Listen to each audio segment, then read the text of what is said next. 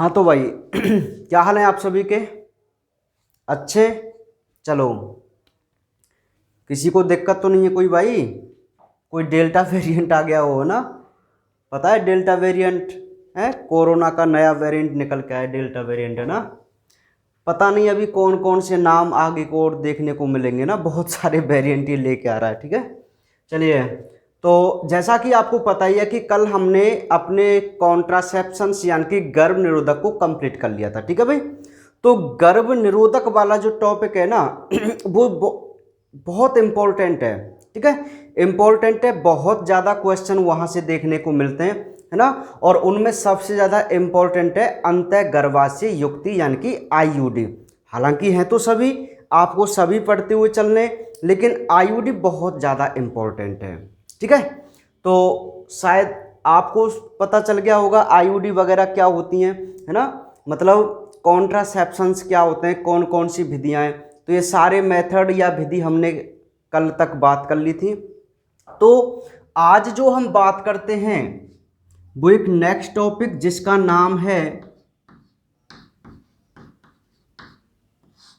सगर्भता का चिकित्सीय समापन। टॉपिक को जरा ध्यान से सुनना, बहुत ही छोटा सा एक टॉपिक है और इम्पोर्टेंट है। ठीक है, बिल्कुल। सगर्भता का चिकित्सकीय, या तो आप चिकित्सकीय बोल सकते हैं या चिकित्सीय बोल सकते हैं, दोनों ही सही है। चिकित्सीय समापन इसको बोलते हैं medical termination of pregnancy. Medical termination of pregnancy, जिसे आप मोस्टली एमटीपी के नाम से जानते हैं। किस नाम से जानते हैं? एमटीपी। ये पॉइंट आप याद कीजिए कि व्हाट इज एमटीपी। तो एमटीपी की फुल फॉर्म याद रखिए। क्या है एमटी की full form? Medical termination of pregnancy. ठीक है, मेडिकल्स मीन्स चिकित्सीय, टर्मिनेशन मीन्स समापन, प्रेगनेंसी मीन्स सगर्भता। प्रेगनेंसी सगर्भता ही तो बोलते हैं, पहले भी हमने पढ़ा था चैप्टर नंबर 3 में। ठीक है, तो क्या होता है भाई, मेडिकल चिकित्सीय या हॉस्पिटल का सहारा लेते हुए सगर्भता का क्या करा देना?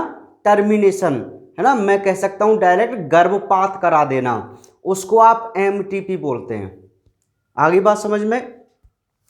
तो सबसे पहले तो आपको यह पढ़ना है कि जो एमटीपी है उसे, उसकी डेफिनेशन क्या होती है ना। एमटीपी की डेफिनेशन क्या होती है? तो देखिए,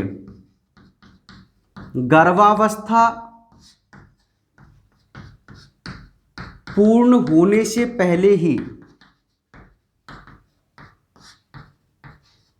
गर्भावस्था पूर्ण होने से पहले ही भ्रूण को बाहर निकलवा देना। ठीक है, प्रेरित गर्भपात या एमटीपी कहलाता है। क्या कहलाता है? प्रेरित गर्भपात या एमटीपी कहलाता है, मेडिकल टर्मिनेशन ऑफ प्रेगनेंसी कहलाता है। देखो कितनी सिंपल सी बात है यार। मैं आपको बता दूं कि कई बार अनचाही प्रेगनेंसी हो जाती है। ठीक है, बात सुनिए। और अनचाही प्रेगनेंसी हो जाती है, और जब हमें उसको गर्भपात कराने की इच्छा होती है ना, उसका टर्मिनेशन कराना होता है, तो हम जो प्रोसीजर अपनाते हैं ना, हम उसे एमटीपी बोलते हैं या सगर्भता का चिकित्सकीय समापन बोलते हैं ना। तो ये एमटीपी बहुत ही सिंपल सी एक डेफिनेशन होती है। एमटीपी एक बहुत सिंपल सा एक प्रोसीजर होता है जिसमें क्या करते हैं कि गर्भावस्था पूरी होने से पहले ही, गर्भावस्था पूरी होने से पहले ही जो गर्भ होता है उसे हम बाहर निकलवा देते हैं।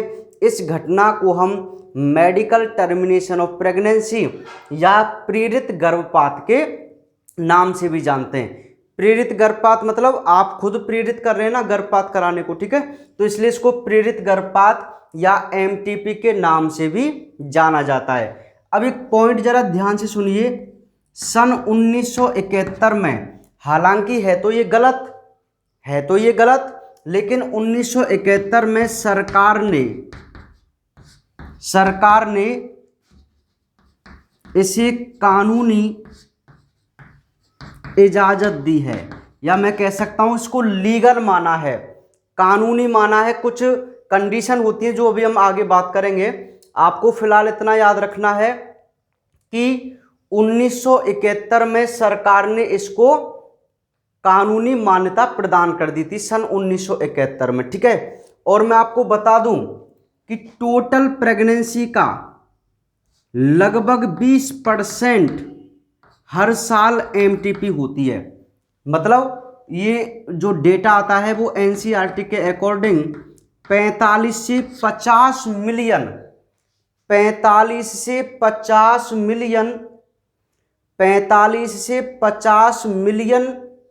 एमटीपी भारत 45 से 50 मिलियन एमटीपी हर साल होती हैं, हर साल, ठीक है। तो लगभग जितनी भी प्रेगनेंसी होती है ना, टोटल प्रेगनेंसी होती है, उनका लगभग 1/5 भाग यानी कि 20% एमटीपी हर साल संपादित या संपन्न होती हैं। ये कोई डेटा है, केवल ऐसे अनुमानित एक डेटा है कि हर साल लगभग 45 से 50 मिलियन एमटीपी जो केस हैं वो होते हैं, है ना भाई, एक डेटा है केवल ऐसे ही। तो एमटीपी क्या है आपको पता चल गया। एमटीपी क्या है? एमटीपी एक ऐसा प्रोसीजर है जिसमें गर्भावस्था कंप्लीट होने से पहले ही गर्भ को स्वेच्छा से बाहर निकलवा दिया जाता है। आपके पॉइंट में लिखा हुआ है स्वेच्छा से ही भ्रूण को बाहर निकाल देना, ठीक है। तो हम उसको क्या बोलते हैं? एमटीपी बोलते हैं भाई। अब विशिष्ट परिस्थिति, अब ध्यान से सुनिए, विशिष्ट परिस्थितियों में इसे वैध माना है। अब कौन कौन सी परिस्थिति हैं जिसमें सरकार भी इसकी इजाजत देती है कि आप एमटीपी करा सकते हैं, कोई कानूनी कार्रवाई नहीं हुई। हालांकि एमटीपी पे कानूनी कार्रवाई हो जाती है, कब होती है? जब वो गाइडलाइन के अकॉर्डिंग नहीं होती है। मतलब जो विशिष्ट परिस्थितियां निर्धारित की है ना, उनसे अलग जो परिस्थितियां होती हैं, यदि आप उनमें एमटीपी कराते हैं तो कानूनी कार्रवाई होती है। तो सरकार ने और आपके लिए बताया गया है कि कौन कौन सी ऐसी परिस्थितियां होती हैं जब आप एमटीपी करा सकते हैं तो कोई कानूनी कार्रवाई नहीं होती है। तो देखिए, सबसे पहला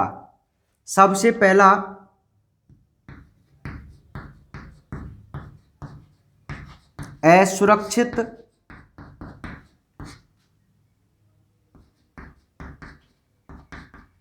यौन संबंध से उत्पन्न सगर्भता,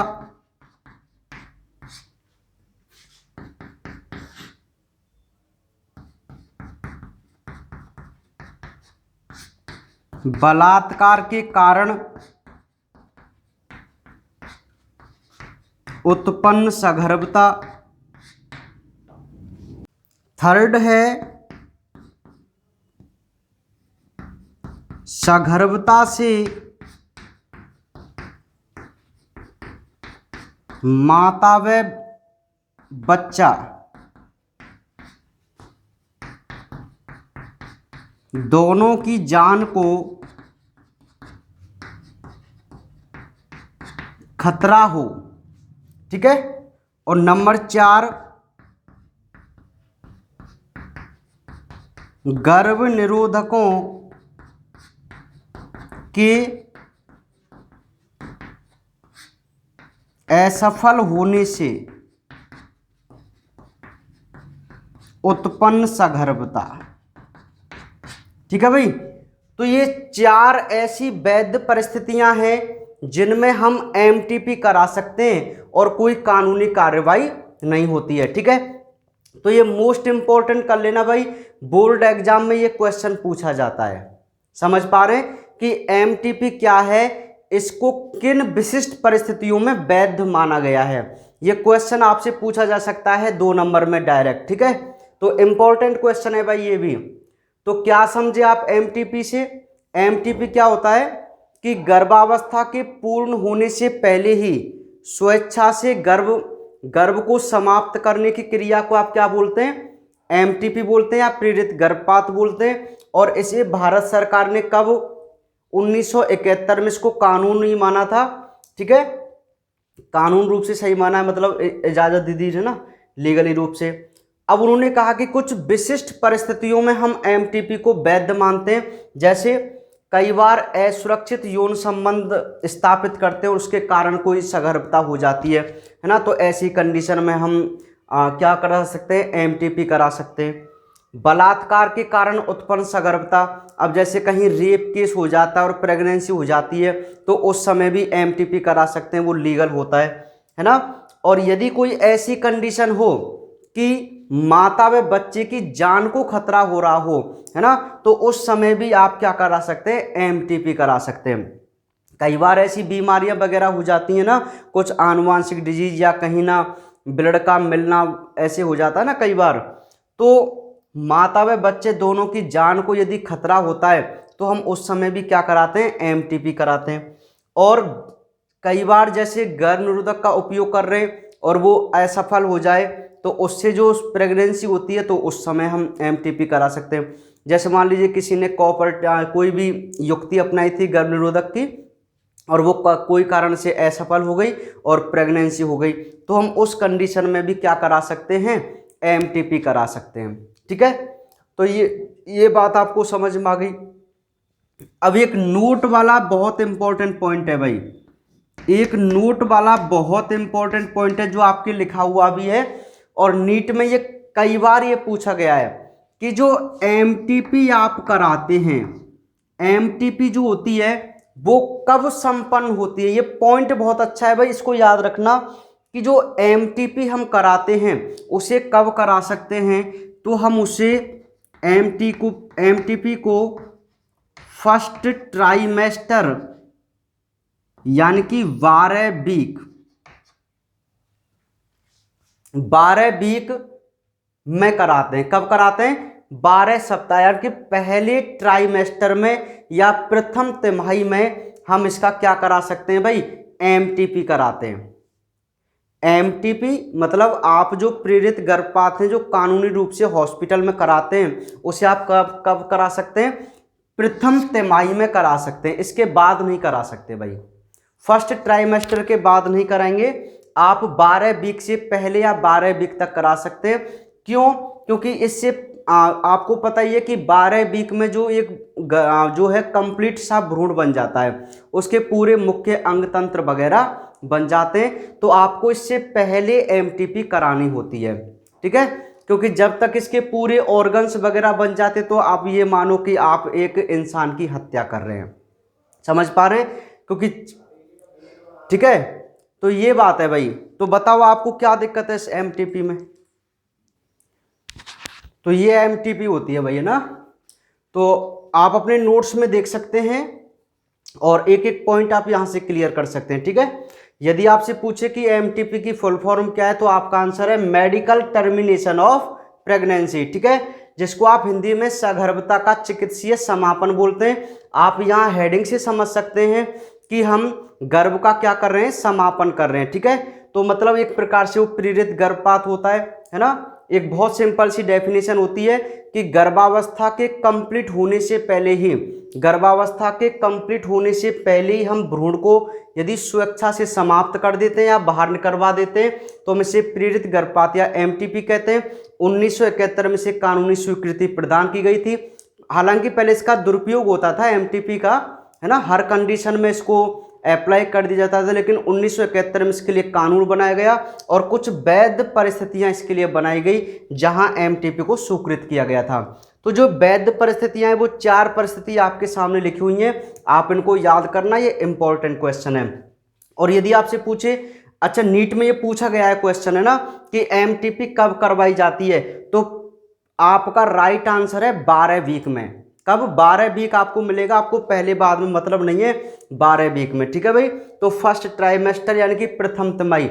अब आप बोल रहे हैं सर ये फर्स्ट ट्राइमेस्टर या प्रथम तिमाही क्या होती है, तो देखिए जो प्रेगनेंसी या गस्टेशन पीरियड होता है, गर्भकाल होता है, वो 9 महीने का होता है ना, 9 महीने का। तो हमने इसको 3 तिमाहियों में बांट दिया है, फर्स्ट, सेकंड और थर्ड। भाई तिमाही का मतलब 3 माह है, तो 3 तिमाही बन जाएंगी ना पूरे गस्टेशन पीरियड में। ठीक है, तो वो चीज है फर्स्ट ट्राइमेस्टर यानी कि प्रथम तिमाही। तो ये आपको बात समझ में आ गई भाई किसकी? एमटीपी सगर्भता का चिकित्सीय समापन। चलिए ये टॉपिक आपका कंप्लीट हुआ। अब इसके बाद ओहो, इसके बाद एक और टॉपिक जिसमें थोड़ी आपको मेहनत करने की आवश्यकता है। कई बार यार आप खुद भी मेहनत कर लिया करो, है ना। चलिए मैं आपको बताता हूं अभी कि क्या आपको मेहनत करनी है।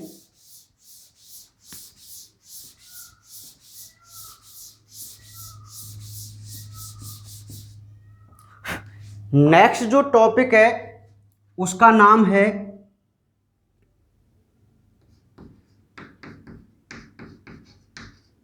लैंगिक संचारित रोग। लैंगिक संचारित रोग, ठीक है, जिसे आप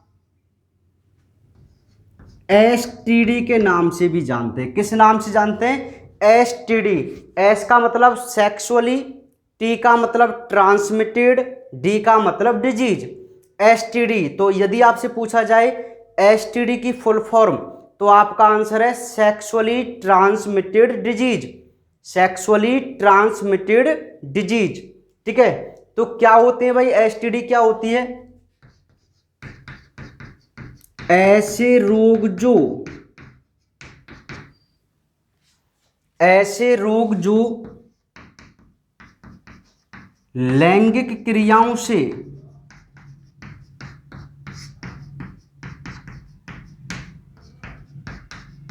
संचारित होते हैं। ऐसे रोग जो लैंगिक क्रियाओं के द्वारा संचारित होते हैं, हम उन्हें एसटीडी रोग बोलते हैं ना। क्या बोलते हैं? एसटीडी रोग बोलते हैं।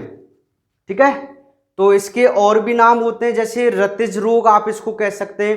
क्या बोल सकते हैं आप इसको?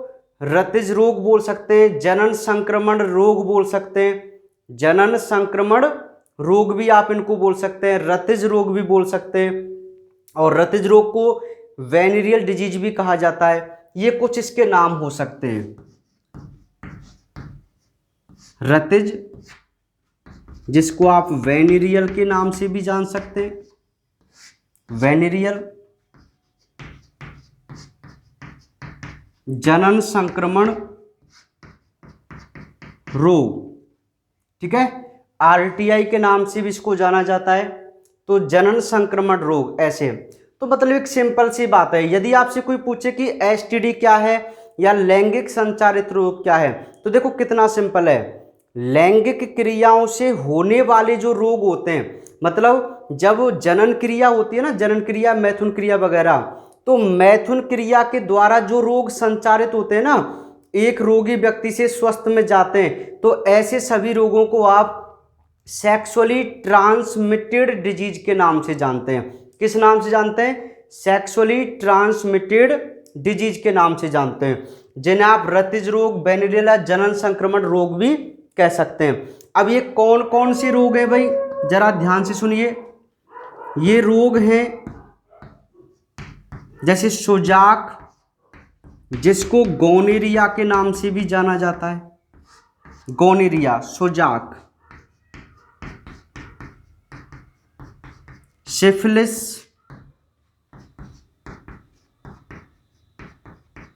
क्लेमीडिया, सोजाक है, सिफिलिस है, क्लेमीडिया है, जेनाइटल हर्पीस है,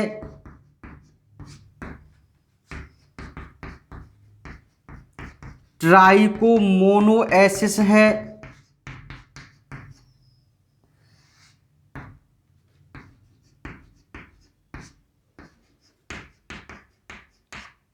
जनन मस्सा, ठीक है।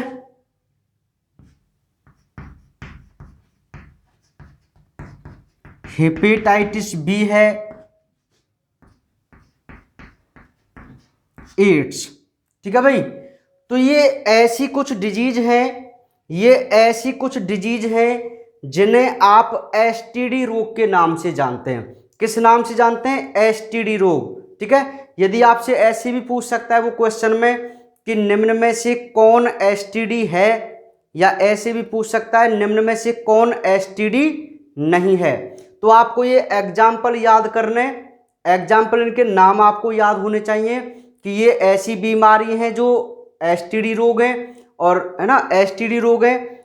तो यदि ऑप्शन में देखो, उसने क्वेश्चन पूछा कि निम्न में से एसटीडी है, तो यदि इनमें से कोई होगा ऑप्शन में तो वो एसटीडी आप टिक कर देंगे। और यदि उसने पूछा निम्न में से एसटीडी नहीं है, तो 3 ऑप्शन तो यहां से मिलेंगे आपको और एक ऑप्शन कोई अलग मिलेगा, तो आप उसको पहचान कर लिख देंगे, ठीक है। या 2 प्रकार का क्वेश्चन, 3 प्रकार, तीसरे प्रकार का ऐसे भी हो सकता है, यही पूछ लिया कि निम्न में से एसटीडी है और ए बी सी ऑप्शन तीनों दे दिए इनमें से, और डी ऑप्शन दे दिया उपर्युक्त सभी, तो उपर्युक्त सभी आपका आंसर है। तो ऐसे भी यहां से क्वेश्चन पुट अप होता है, ठीक है। तो एक प्रकार का क्वेश्चन तो ये हो गया, आपको केवल इसके एग्जाम्पल्स याद करने।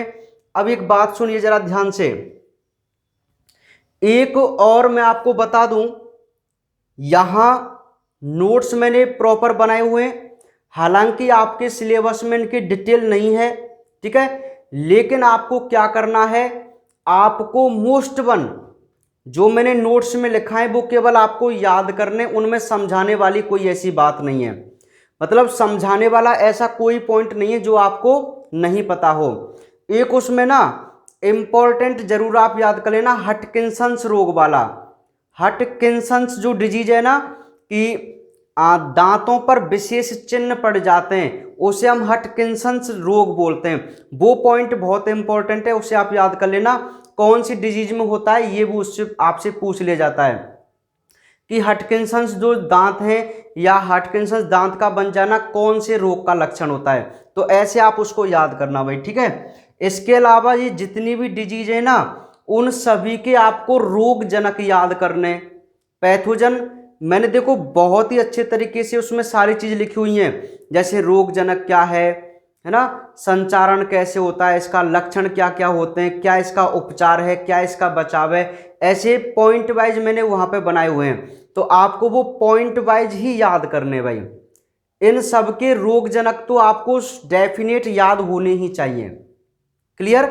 उसके बाद बचाव उपचार जो आप देख लेना, उसको आपको थोड़ा पढ़ने वाली बात है, तो यहां समझाने का उसमें कोई ऐसा मैटर नहीं है, ठीक है। तो थोड़ी सी मेहनत आपको इस टॉपिक में करनी पड़ेगी, आपको वो जो टॉपिक है वो कंप्लीट रूप से लर्न करने, केवल कि कौन से रोग का क्या तो रोगजनक होता है, कैसे उसका संचारण होता है, ठीक है। और यदि किसी बच्चे को नहीं भी होते जो थोड़े कमजोर हैं, तो मैं आपको बता दूं, वे कम से कम रोग जनक का नाम तो याद ही कर लेना भाई, ठीक है।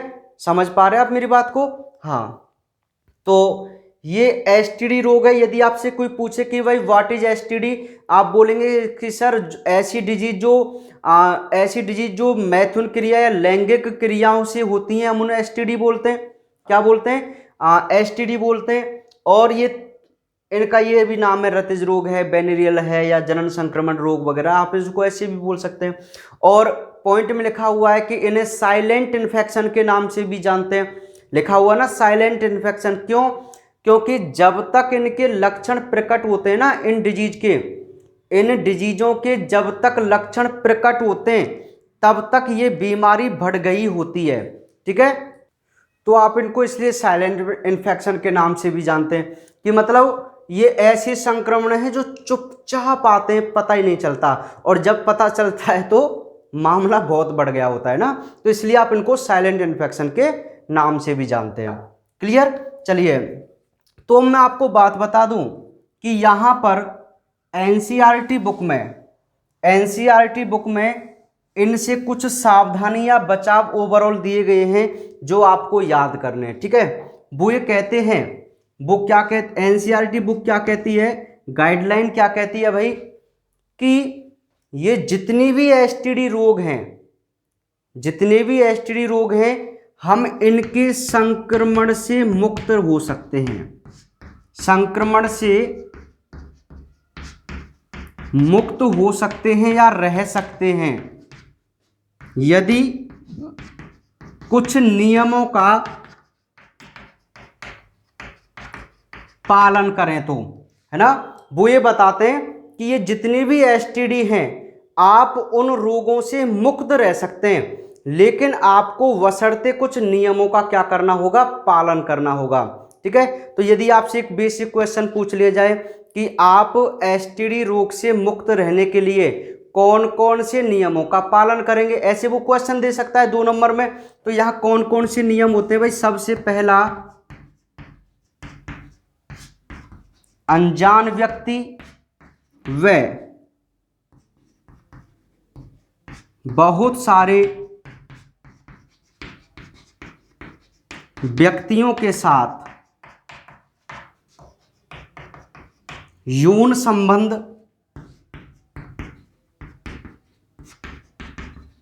स्थापित नहीं करना चाहिए, ठीक है, ये पहला नियम कहता है। दूसरा, जब भी मैथुन क्रिया हो कंडोम का इस्तेमाल करना चाहिए हमेशा ही, ठीक है। यदि आपको थोड़ी सी भी आशंका है तो तुरंत जांच करानी चाहिए, तुरंत जांच करा लेनी चाहिए और उसका आपको उपचार भी लेना प्रारंभ कर देना चाहिए, ठीक है। तो ये 3 बातें बताई गई हैं कि यदि आप इन नियमों का पालन करते हैं तो आप इन एसटीडी रोगों से, जो कि बहुत ही खतरनाक होती हैं, इन रोगों से आप मुक्त रह सकते हैं। ये सभी के लिए, आपके लिए भी है, ठीक है। याद रखना इन चीज़ों को कि यदि हम इन 3 नियमों का पालन करते रहेंगे अपने जीवन में, है ना, तो हमें कभी भी ये एसटीडी रोग जो है वो नहीं हो सकती। अब नियम कौन कौन से वो कहते हैं, ना तो हमें कभी भी कोई अनजान व्यक्ति के साथ लैंगिक संपर्क स्थापित करने चाहिए, है ना, कि पता नहीं वो कौन है, कहाँ से है, और बस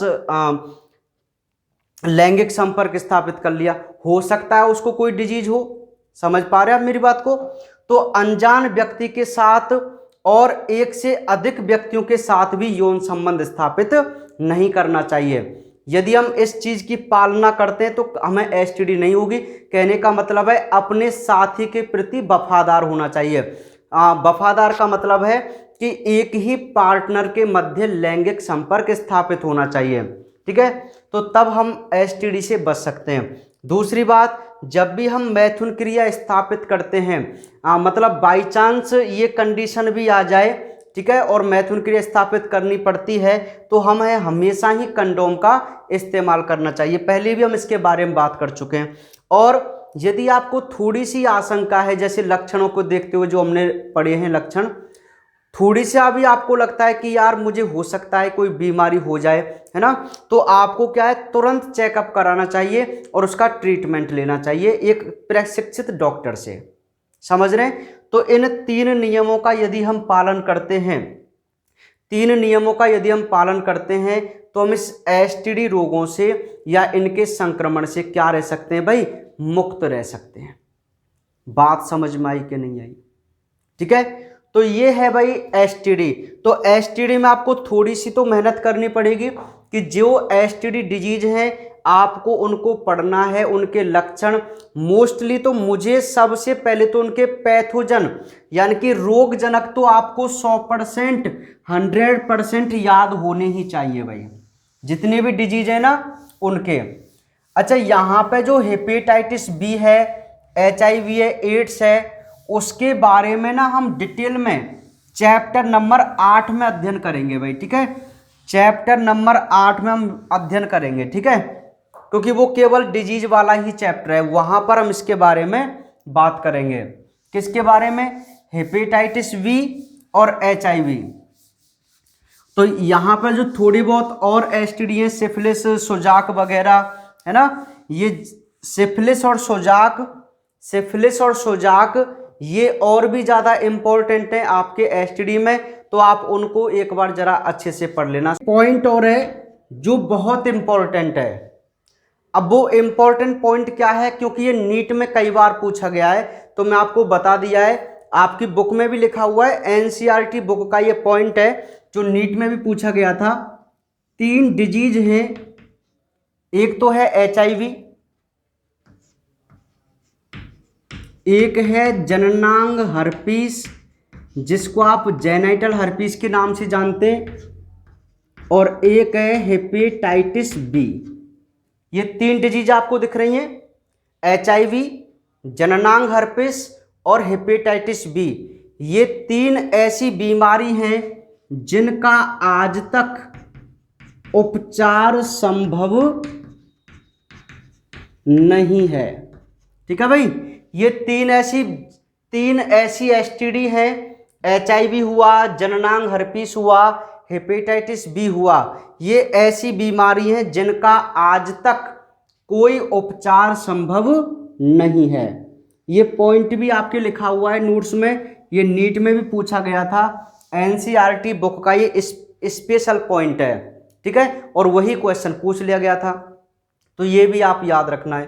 ठीक है भाई, तो चलिए अब हम अपने सब बहुत ज़्यादा इम्पोर्टेंट, आप बोलते हैं सर आप क्यों इम्पोर्टेंट करते हैं, अरे यार सभी की सब इम्पोर्टेंट है, मैं क्या करूं। ठीक है, हाँ, तो बहुत ज़्यादा इम्पोर्टेंट, बहुत ही प्यारा सा टॉपिक, बहुत ही नॉलेज वाला टॉपिक, ठीक है, जो हमारे जनरल लाइफ से जुड़ा हुआ टॉपिक है। और सबसे बड़ी खुशी की बात, हमारी इस चैप्टर नंबर 4 का सबसे लास्ट वाला भी टॉपिक, ठीक है, सबसे लास्ट टॉपिक हम इस चैप्टर नंबर 4 का पढ़ते हैं, और उस बहुत अच्छे टॉपिक का नाम है, हालांकि घटना अच्छी नहीं है, जो घटना हो रही है वो अच्छी नहीं, लेकिन लास्ट टॉपिक है ना, तो घटना तो बहुत ही बेकार है, जिसको आप वंध्यता यानी कि स्टरलिटी के नाम से जानते हैं। स्टरलिटी, ये घटना जो है ना, ये तो सबसे खतरनाक है, सबसे दुख भरी घटना है किसी भी व्यक्ति के जीवन की। ठीक है, हाँ, उसका नाम है वंध्यता, स्टरलिटी। तो वंध्यता जैसा कि नाम से पता चल रहा है, वंध्य दंपत्ति, और वंध्य दंपत्ति जिनको बोलते हैं निसंतान दंपत्ति, जिनके संतान नहीं होती है। आपने अपने और पास ऐसे कुछ बहुत सारे दंपत्ति बहुत सारे तो नहीं, लेकिन कुछ दंपत्ति देखे होंगे जिनकी कोई भी संतानें नहीं होती हैं, ऐसा देखा है ना आपने, है ना। और कई ऐसे भी केस सुने होंगे कि जो बच्चा होता है वो अबॉर्ट हो जाता है, वो गिर जाता है ना, ऐसी कंडीशन होती है। तो आज हम उसी टॉपिक को पढ़ने जा रहे हैं भाई, और उस टॉपिक का नाम है वंध्यता। तो वंध्यता आप कहते किसको हैं, वंध्यता आप किसको कहते हैं, एनसीईआरटी के अनुसार वो कहते हैं कि 2 वर्ष तक मुक्त व असुरक्षित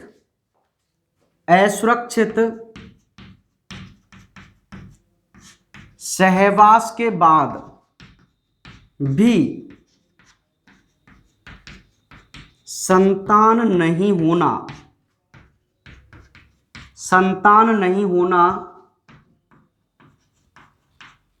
वंध्यता कहलाती है। ध्यान से सुनिए भाई इस पॉइंट को, ये क्या कह रहा है पॉइंट, एक डेटा दिया गया है 2 वर्ष तक, हालांकि कितनी भी वर्ष हो सकती हैं, ठीक है, सुनिए, लेकिन एक क्राइटेरिया दिया गया कि भाई 2 वर्ष। अब सुनो जरा इस बात को सुनिए, कोई कपल्स है ना, उसने कोई फैमिली प्लानिंग नहीं सोचा, है ना, यदि वो फैमिली प्लानिंग सोचता है ना, तो वो क्या है, सुरक्षित यौन संबंध स्थापित करता है ना, सुरक्षित, क्योंकि सुरक्षित यौन संबंध का मतलब क्या है कि वो ऐसे युक्तियां अपनाता जिससे प्रेगनेंसी नहीं होती। लेकिन कोई दंपत्ति जिसको संतान चाहिए, अब जब संतान चाहिए तो क्या कोई गर्भ निरोधक युक्ति को अपनाता है क्या, वो नहीं अपनाता ना, तो असुरक्षित मैथुन क्रिया करेगा ना, वो असुरक्षित सहवास करेगा ना, मुक्त व असुरक्षित सहवास का मतलब आप समझे कि विदाउट किसी कॉन्ट्रासेप्शंस के, है ना, कि वो गर्भ निरोधक का उपयोग नहीं करना चाहता है। भाई जब उसको संतान चाहिए तो गर्भ निरोधक का उपयोग क्यों करेगा? वो तो बिना सुरक्षा के मैथुन क्रिया करेगा, समझ रहे ना। तो वो कहते हैं कि यदि कोई दंपति जिसे संतान चाहिए और वो 2 साल तक मुक्त व असुरक्षित सहवास करता है, उसके बाद भी उसके संतान नहीं होती है, तो आप उस कंडीशन को क्या कहते हैं? वंध्यता कहते हैं। क्या कहते हैं? वंध्यता कहते हैं। समझ में आ गई बात? तो वंध्यता की डेफिनेशन आपको समझ में आ गई कि क्या होती है भाई वंध्यता। वंध्यता एक बहुत सिंपल सी प्रोसेस, सिंपल सी प्रोसेस तो नहीं होती यार, एक डेफिनेशन सिंपल है। और क्या डेफिनेशन कहती है कि 2 वर्ष तक मुक्त व असुरक्षित सहवास के बावजूद भी संतान का ना होना क्या कहलाता है? वंध्यता कहलाता है। ठीक है, कोई दंपति जो लगातार 2 साल से प्रयास कर रहे हैं संतान होनी चाहिए, संतान होनी चाहिए, लेकिन फिर भी उनके संतान नहीं हो रही है, तो आप उनको वंध्य दंपति कह सकते हैं। समझ में आ गई बात? और ये घटना क्या कहलाती है? स्टेरिलिटी यानी कि वंध्यता के नाम से जानी जाती है। अब वो कहते हैं कि भाई क्या कारण हो सकता है वंध्यता का?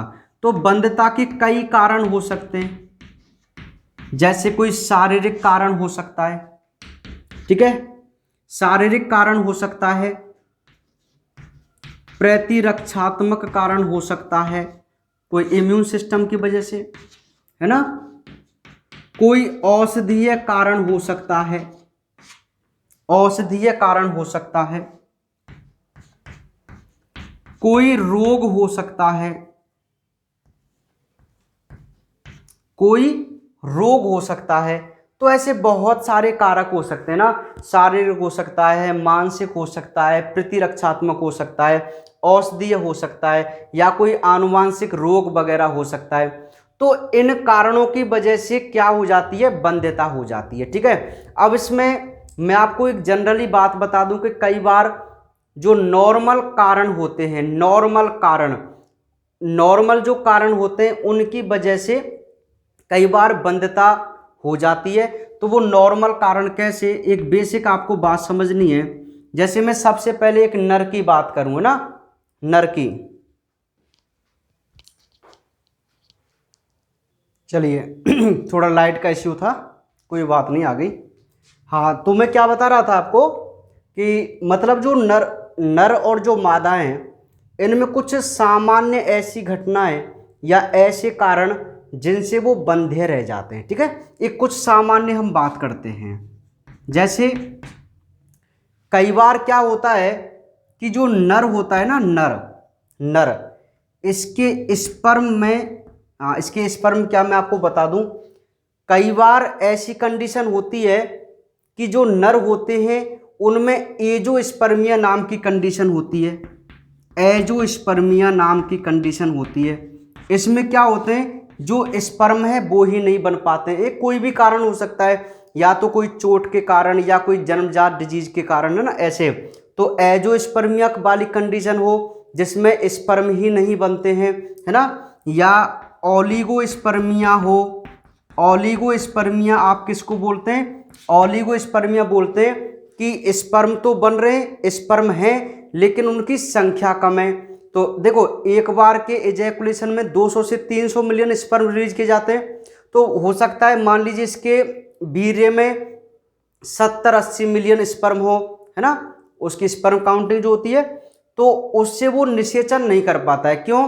क्योंकि अधिक मात्रा में स्पर्म होने चाहिए ताकि वो मरते मरते भी कुछ पहुंच जाए वहां पर फैलोपियन ट्यूब तक। जब 70-80 मिलियन होंगे तो वो तो वहीं पर समाप्त कर दी जाएंगे। तो ये व्यक्ति कभी भी क्या है, फर्टिलाइज नहीं कर पाता है ओवा को, और ये कभी भी पिता नहीं बन पाता है। ठीक है, वहीं अच्छा एक कंडीशन और होती है, मैं आपको बता दूं एक जनरल कंडीशन। कई बार मेल में इरेक्टाइल डिसफंक्शन भी देखने को मिलता है। इरेक्टाइल डिसफंक्शन का मतलब है लिंग का उत्तेजित अवस्था में नहीं आना। लिंग जो पेनिस होता है, सेशन का उत्तेजित अवस्था में नहीं होना। देखो, स्पर्म भी बन रहे हैं, काउंटिंग भी अच्छी है, लेकिन जो पेनिस होता है वो इरेक्टाइल नहीं हो पाता है, उत्तेजित नहीं हो पाता है। और जब तक पेनिस इरेक्टाइल कंडीशन में नहीं होता है तब तक वो स्पर्म को राइट स्थान पर नहीं पहुंचा पाता है या इजैकुलेट नहीं कर पाता है। तो ये मेल में मोस्टली एक एबनॉर्मलिटीज पाई जाती हैं जिस वजह से ये बंधे पिता रहता है, ये जनरल लगभग है ना। तो मैं आपको बता दूं, कई बार जैसे हमारे समाज में क्या होता है कि मादाओं या महिलाओं को ही दोषी ठहराया जाता है, होता है ना कि आपने देखा होगा। और देखो सबसे बड़ी विडंबना यार, जो मतलब उसकी सासू माँ होती है ना, जो खुद एक महिला होती है वही उस पर आरोप लगाती है। देखो मतलब क्या समाज की क्या वो है ना। तो मैं तो कई बार चिंतन करता हूँ कि यार ये हो क्या रहा है। मतलब मेरा कहने का मतलब समझो, देखो दो घटनाएं मैं आपको बता रहा हूँ है ना। एक घटना तो वो होती है कि जब कोई महिला माँ नहीं बन पाती है ना, तो उस पर ही आरोप मढ़ा जाता है, तू ऐसी है, मतलब क्या क्या बोलते हैं यार, मैं तो है ना ऐसे बोलते हैं ना, आपने तो देखा होगा।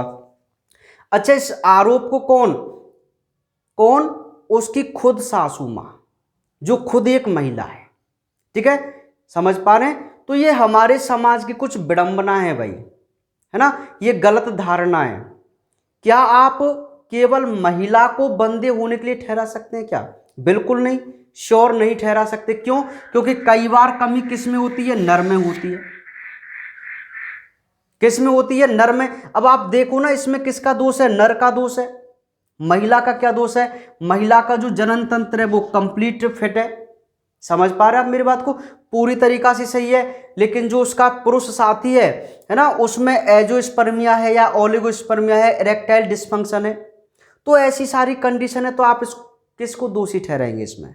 समझ रहे हैं? तो हमें ऐसी कंडीशन में क्या है, दोनों का ही चेकअप कराना चाहिए। हम क्या करते हैं, मतलब केवल महिला का ही चेकअप कराते हैं बंदे कंडीशन में, है ना, और जो पुरुष होता है, नर होता है, उसका चेकअप ही नहीं कराते। तो दोनों का ही चेकअप कराना चाहिए भाई, कि हो सकता है कहीं नर में ही कमी हो, ठीक है, तो ये भी होना चाहिए भाई। तो अच्छा, ये जो इरेक्टाइल डिसफंक्शन है, मैं आपको एक जनरल व्यवहार से बता देता हूं कि जो व्यक्ति अधिकतर बैठे हुए रहते हैं या ओवर टाइम करते हैं, देखो आप बुरा मत मानना भाई, हाँ, लेकिन ये वास्तविकता है, एक रियलिटी, एक शोध के अनुसार यही आया है कि इरेक्टाइल डिसफंक्शन, जिसमें जो पेनिस होता है वो उत्तेजित अवस्था में नहीं आता।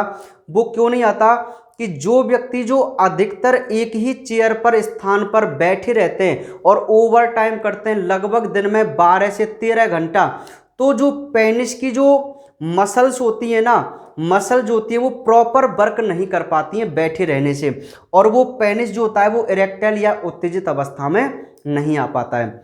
तो ये जो इरेक्टाइल डिसफंक्शन जो होता है वो मैन में, वो अत्यधिक एक स्थान पर बैठे रहने की वजह से होता है। ठीक है भाई, चलिए, तो आप तो ध्यान रखना भाई, समझ रहे? हाँ, ओवर टाइम नहीं करना है, कहने का मतलब ये है। तो मादा की यदि हम बात करें तो अच्छा, दूसरी कंडीशन में आपको बताना भूल गया। पहली कंडीशन तो ये कि जब भी कोई बंदे दंपत्ति होता है तो हम जो आरोप है वो केवल महिला पे मढ़ते हैं, लेकिन ये गलत है। हमें दोनों का ही चेकअप कराना चाहिए, हो सकता है किसी में भी कमी हो सकती है। अच्छा, दूसरी मैं बात बताऊं, आपने सुना होगा कि लड़कियों का ही जन्म होना, देखो मैं बिल्कुल एक कटु सत्य बोलता हूं हमेशा, ठीक है, हाँ, और लड़कियों का जन्म होने के पीछे क्या मतलब होता है मैं आपको बता दूं। हाँ, केवल जैसे किसी के भाई लड़का नहीं हो रहा है ना, तो आप कभी भी देखना उसकी जो सासू माँ होती है वही उस पर आरोप लगती है। और हम सभी, उनसे मतलब नहीं है यार, सभी हम बोलते हैं कि इसके तो लड़के लड़कियां होती हैं और ये ऐसी है ये वैसी है ना, ऐसे बोलते हैं ना, एक जनरल व्यवहार है, इसमें कोई शर्माने वाली बात नहीं है। तो मैं आपको बता दूं भाई कि लिंग निर्धारण में कि लड़का है या लड़की है, उसमें मादा का कोई भी रोल नहीं होता, समझ रहे हैं? क्योंकि आपको पता ही है कि इसमें केवल एक्स और एक्स गुणसूत्र होते हैं केवल, इसमें तो हमेशा 100% एक्स आएगा ही। अब जो लिंग का निर्धारण होना है ना, वो केवल पुरुष के शुक्राणु के अंदर जो क्रोमोसोम है लिंग निर्धारण वाले, उससे होता है। तो आप बताइए इसमें मां का कहां दोष है, इस महिला का क्या दोष है, बोलो। देखिए, लिंग निर्धारण में यदि जो पुरुष है उसके लिंग निर्धारण के ये 2 गुणसूत्र हैं, एक्स और वाई, ठीक है, जो 23वें नंबर का पेयर होता है। तो यदि इसके वीर्य में एक्स गुणसूत्र है तो लड़की होती है, और यदि इसके स्पर्म में या वीर्य में वाई गुणसूत्र है तो लड़का होगा। तो रेस्पॉन्सिबल कौन है लड़का और लड़की के लिए? लिंग निर्धारण के लिए मोस्टली रेस्पॉन्सिबल कौन है? नर है। आरोप किस पे? महिला पे। महिला में तो भाई होते हैं एक्स और एक्स हैं, तो 100% एक एक्स उसके पास हमेशा रहता ही है। अब मिलना किसको होता है? पुरुष के स्पर्म के क्रोमोसोम को। यदि वो एक्स वाला है तो लड़की, यदि वो वाई वाला आ रहा है तो लड़का। तो ये सभी प्रकृति की देन है भाई, समझ पा रहे? अब अच्छा, इसमें नर के गुणसूत्र ही तो लिंग निर्धारण के लिए जिम्मेदार हैं। अब इसमें नर भी कुछ कर सकता है क्या? कोई चेंज कर सकता है कि कोई मंथन करके, नहीं यार अब तो वाई गुणसूत्र जाना चाहिए भाई, नहीं यार अब तो एक्स गुणसूत्र जाना चाहिए, ऐसे होता है क्या? ठीक है, तो हमें इन दोनों घटनाओं में महिला पर आरोप नहीं लगाने चाहिए। ठीक है, ये गलत है, ये गलत विडंबना है हमारे समाज में। ठीक है भाई, चलिए, तो आपको नहीं, आपको इन चीज़ों से दूर रहना है, क्योंकि मैं आपको पढ़ा रहा हूँ इन चीज़ों को। ठीक है, तो आप मेरी बात को मानना। आप जो पार्टनर्स होते हैं उनमें एक फेथफुल होना चाहिए, वफादार होना चाहिए। और यदि ऐसी कंडीशन होती है बंदे दंपत्ति वाली या लड़का लड़के वाली, तो हमें भी वहाँ पर थोड़ा अपनी बात रखनी चाहिए, हमेशा समाज के सामने रख सकते हैं यदि हम सही हैं तो। ठीक है, चलिए, तो ये बात आपको समझ में आ गई। तो नर में ये कंडीशन हो सकती है तो वो बंधे रह सकता है। वही मैं मादा की बात करूं तो मादा में कई बार क्या होता है, हाँ, अधिकतर जो पॉसिबिलिटी होती है बंधे दंपत्ति वाली, वो महिला के कारण होती है। कैसे? क्योंकि उनका जो जनन तंत्र होता है वो कई बार सही नहीं हो पाता है। ठीक है, ठीक है भाई, हाँ, लेकिन दोनों में होता है। लेकिन थोड़ा बहुत मादा में कहीं ना कहीं कोई घटनाएं या कोई कारणवश कोई त्रुटियां उत्पन्न हो जाती हैं जिससे वो मां नहीं बन पाती है। ठीक है, क्योंकि बहुत सारी त्रुटियां होने का यहाँ पे क्या मतलब है, क्योंकि भ्रूण का आरोपण करना, अंडे का बनाना, ये बहुत सारे ऑर्गन्स इस मादा के अंदर होते हैं। लेकिन पुरुष में तो केवल एक ही है भाई, केवल स्पर्म और पेनिस, इन दो का ही रोल है। लेकिन यहाँ टोटल प्रेगनेंसी के लिए बहुत सारे ऑर्गन्स और तंत्रों का योगदान होता है। अब यार कोई ना, हो सकता है कहीं ना कोई तंत्र में गड़बड़ी हो जाए ऐसे।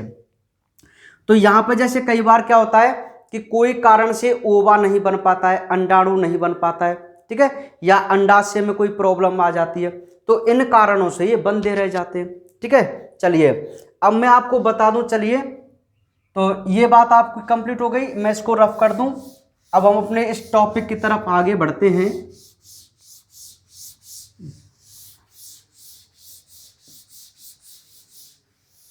तो सुनिए भाई, अब हम एक एग्जाम्पल लेते हैं कि एक ऐसी दंपत्ति है जो बंधे दंपत्ति है ना।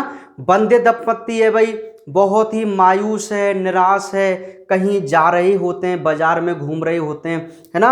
और एक दुकान पर जो बच्चों वाले खिलौने होते हैं उनको देखकर थोड़े भावुक हो जाते हैं, सोचते हैं कि काश हमारे भी बच्चे होते तो हम ये खिलौना लेते उसके लिए, है ना, ऐसे लेते ना, समझ पा रहे हैं। तो ऐसे वो एक एग्जाम्पल दे रहा हूँ यार आपको, है ना, कि कोई बंधे दंपत्ति है, वो मार्केट में जा रहे होते हैं, उनको एक शॉप दिखती है जिस पे खिलौने हैं जिनसे आप खेलते थे, गुड्डा गुड़िया का खेल है ना, ऐसे खेलते थे ना।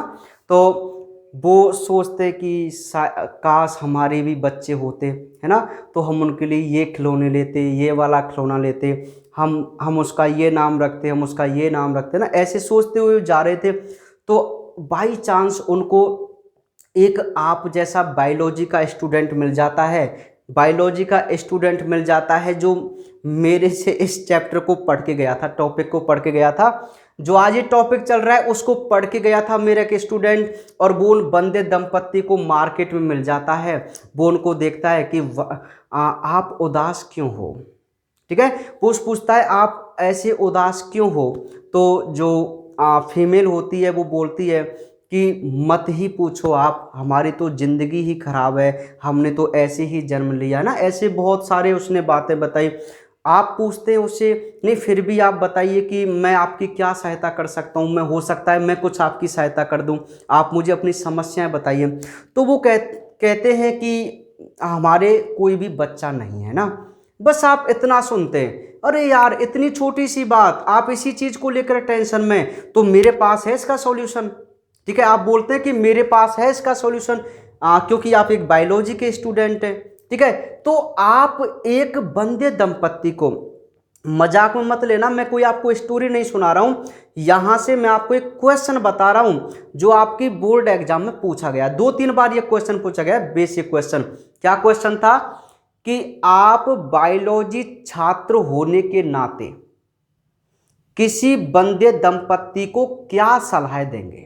ये क्वेश्चन बेसिक पूछा गया था बोर्ड एग्जाम में, जो मैंने लिख भी रखा है शायद आपके नोट्स में। ठीक है, हाँ, तो आप स्टोरी नहीं है भाई, ये तो मैंने एक बनाई थी केवल इंटरेस्टिंग के लिए, एंटरटेनमेंट के लिए। तो आप उस अच्छा, आपके सामने एक बंदे दंपत्ति है, उसने अपनी समस्या बताई, तो आप बायोलॉजी छात्र होने के नाते और खासकर मेरे स्टूडेंट्स होने के नाते ना, आपने उसको क्या सलाह देंगे। आप बताओ क्या सलाह देंगे। आप बोलेंगे यार कि इतनी छोटी सी प्रॉब्लम, बस इतनी छोटी सी प्रॉब्लम, और आप इसी से परेशान हैं, मैं करता हूं इसका निराकरण, है ना। आप उसको बोलते हैं मैं आपको इसका निराकरण बताता हूं, वो बोलते हैं कि यार ऐसा हो सकता है क्या, इसका निराकरण है कि हम भी संतान सुख प्राप्त करें। ठीक है, तो आप उनको क्या सलाह देंगे। आप उनको सलाह देंगे एक बहुत ही अच्छे विधि के बारे में, जिस विधि को आप बोलते हैं सहायक जनन प्रौद्योगिकी। क्या बोलते हैं भाई, सहायक जनन प्रौद्योगिकी, ART।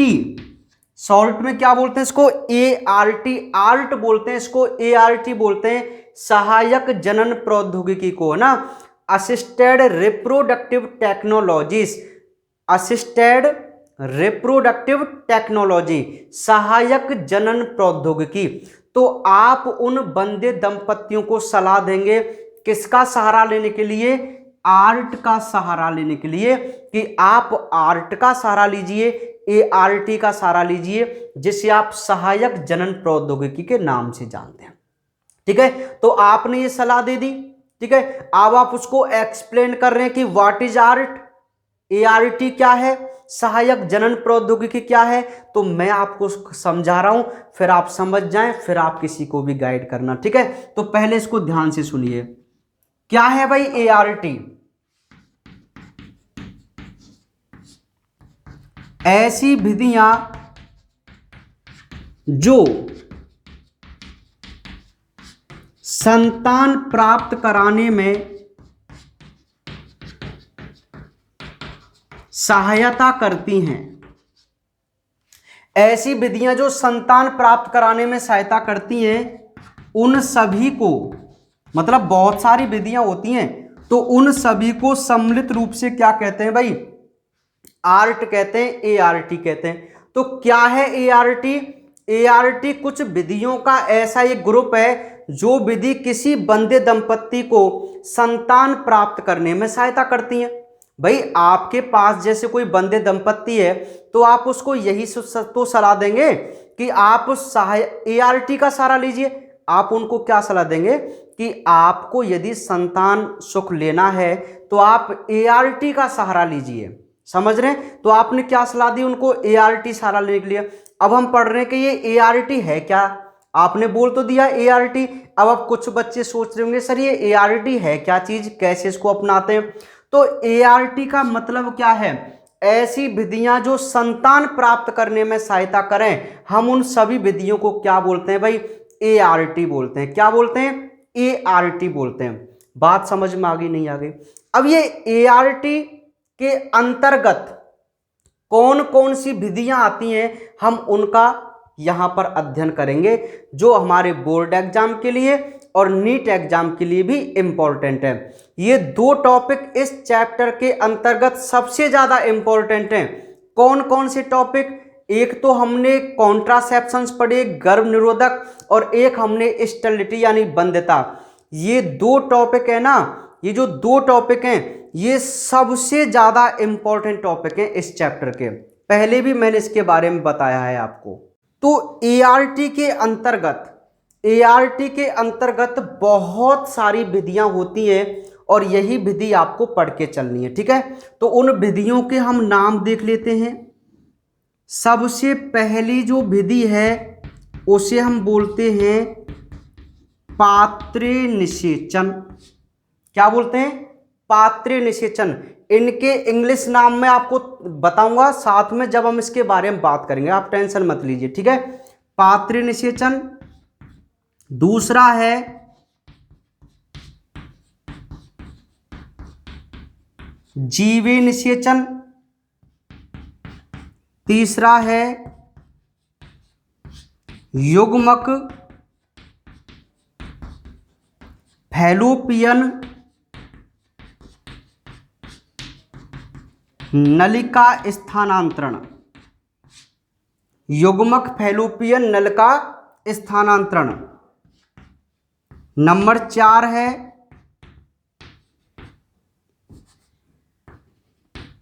अंतःकोशिकीय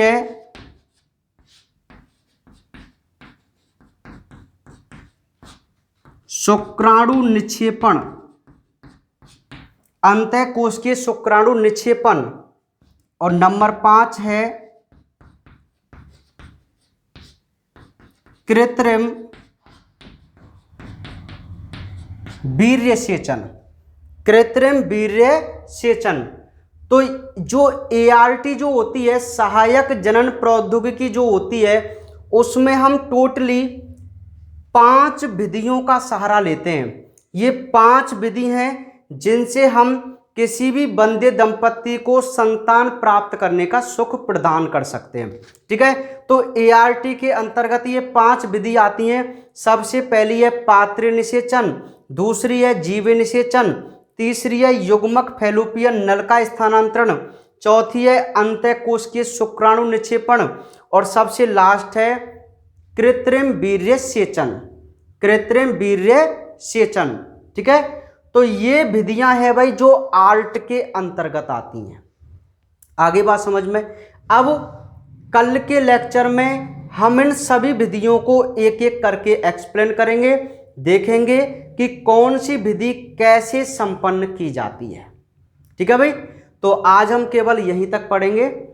और आज के जो टॉपिक में सबसे पहले मैं आपको बता दूं, आपको MTP वाला टॉपिक याद करना है ना। MTP वाला टॉपिक बहुत इंपॉर्टेंट है, बहुत सिंपल सा था। और फिर आपको STD के बारे में जानना था, है ना, STD। और फिर उसके बारे में आप बात करेंगे कि भाई वंध्यता क्या होती है, सहायक जनन प्रौद्योगिकी किसे कहते हैं, है ना। और ये जो विधियां हैं, हालांकि इनके बारे में हम कल स्टार्टिंग से और बात करेंगे, इन विधियों को लिखेंगे और एक एक करके वहां एक्सप्लेन करेंगे, ठीक है। तो ये विधि आपको समझ में आ गई। अभी तो कहाँ समझ में आएगी, केवल आपको थोड़ा सा प्रारूप पता चल गया, ठीक है। चलिए कोई बात नहीं। अब आपके सामने स्क्रीन पर आज का क्वेश्चन, और यहां दिख जाएगा क्या आपको? इधर लिखूं तो दिख जाएगा ना। तो आपका जो क्वेश्चन है बहुत सिंपल सा क्वेश्चन है, देखो।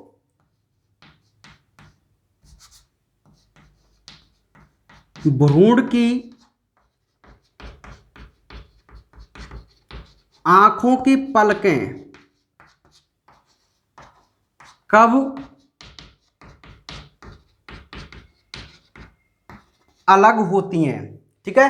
ये चैप्टर नंबर 3 से क्वेश्चन है कि जो भ्रूण होता है उसकी आंखों की जो पलकें होती हैं वो कौन से दिन, कौन से महीने या कौन से समय में, गर्भावस्था के समय कौन से समय में अलग अलग होती हैं। तो आप इसका राइट आंसर दीजिए बिना देखे हुए, ठीक है।